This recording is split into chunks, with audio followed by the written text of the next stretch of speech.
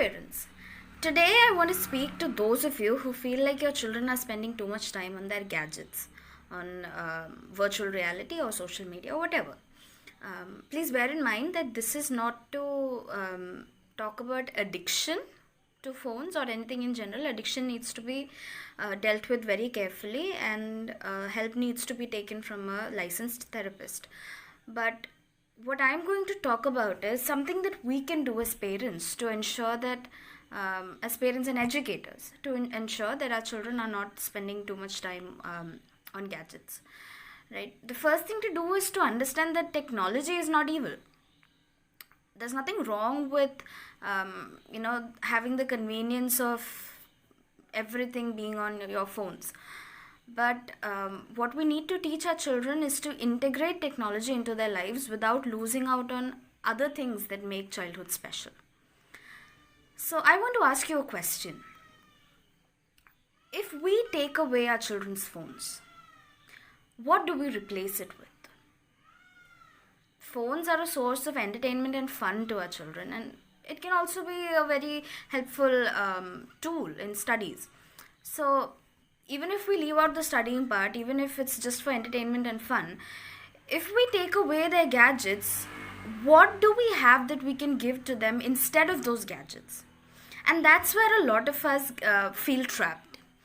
Because especially in urban areas, in cities, there are no more outdoor spaces where children can play safely.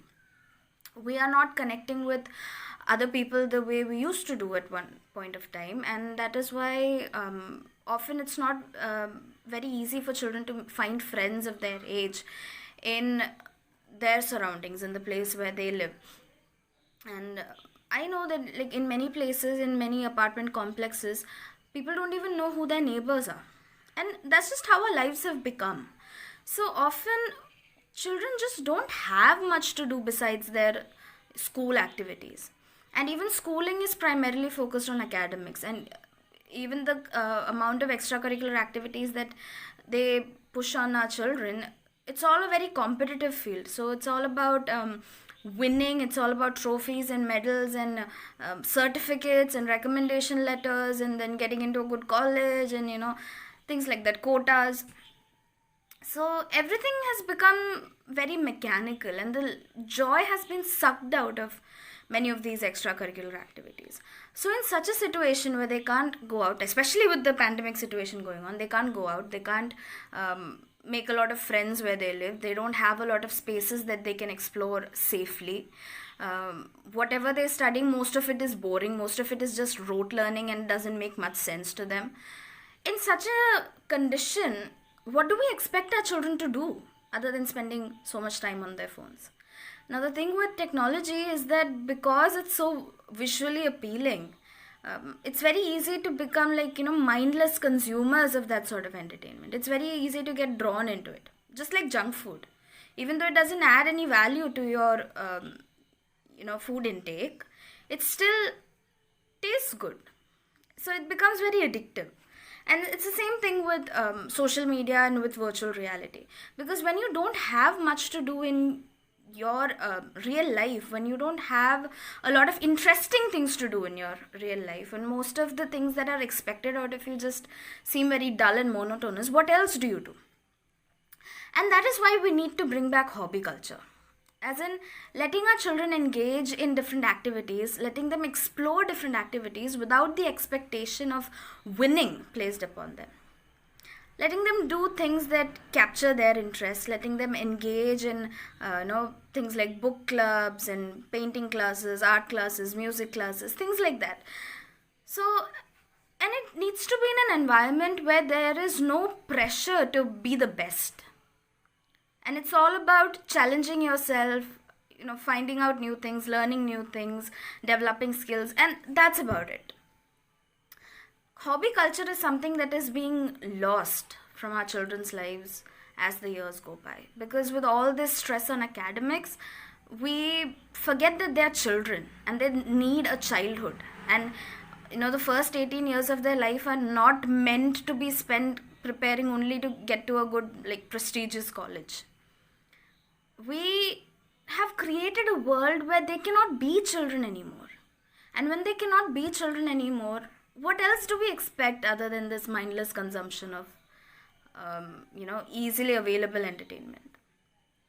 Another thing is that often when adults tell children that they need to spend time doing something else, they themselves are very much like devoted to their gadgets. They spend a lot of time, like once they get home from work, if their way of unwinding is watching television or scrolling through Instagram, again, that is what the child sees.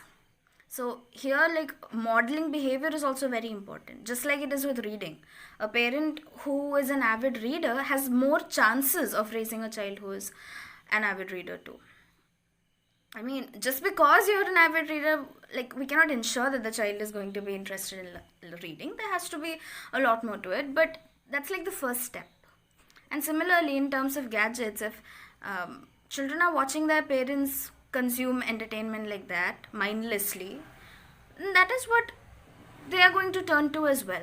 So in today's world where exploring is not very safe because of all these all the stranger danger out there, it becomes very important for parents also to be involved in their children's hobbies, and it has to be something that is fun for them, that is play for them, learning through play.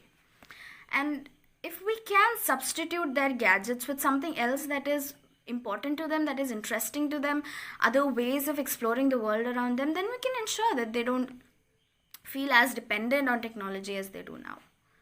So this is just a suggestion. Maybe think about it. Think about what you can replace your child's gadget addiction with. If it's an actual addiction, it's always advisable to seek the help of a psychologist.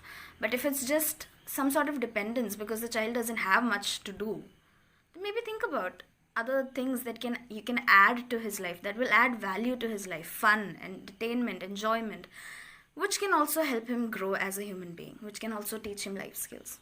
So think about like enrolling him in a book club or a library or a music club or theater club, something, anything where he can connect with other people of his age, where he can connect with other older people who can help him develop his skills.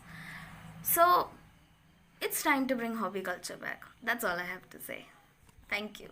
And I hope you are following SPSK EduTech for more tips and tricks on parenting and on being able to connect better with your children.